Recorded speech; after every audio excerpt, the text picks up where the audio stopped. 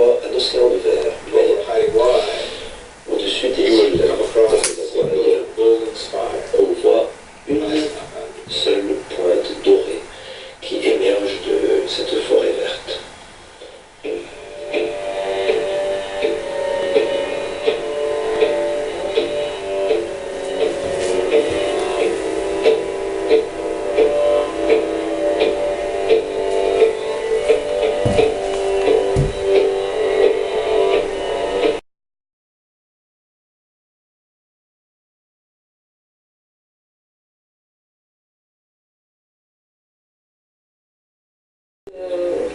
Très surprenant, à la fois une sorte de prophète qui dit des choses assez justes, mais qui est complètement névrotique, qui va s'infiltrer dans cette forêt, qui va commettre un dommage irréparable, puisqu'il va aller scier la nuit cet arbre magnifique.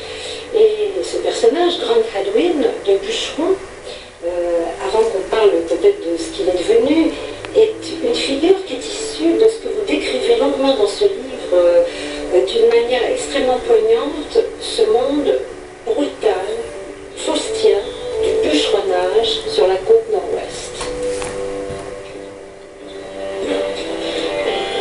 The Golden Spruce and Grant Hadwin are both Et Grant Hadwin organic products, sont des produits natural naturels de Colombie-Britannique.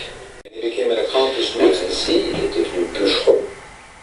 and he became a very skilled at a very specialized task, savait très bien réaliser une tâche bien particulière. which was designing Il roads s'agissait de concevoir into impenetrable country to get at the wood in the dans des mountains. lieux inexpugnable, impénétrable pour arriver à des vallées qui méritaient qu'on y aille.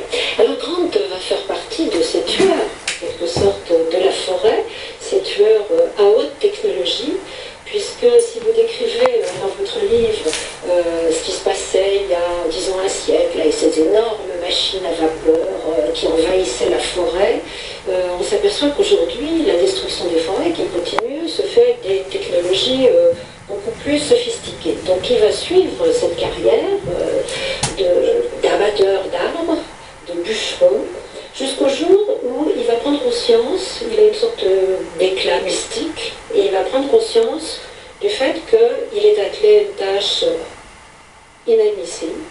Il va se retourner et il va commencer à interpeller tout le monde, et même l'opinion, en disant que quelque chose a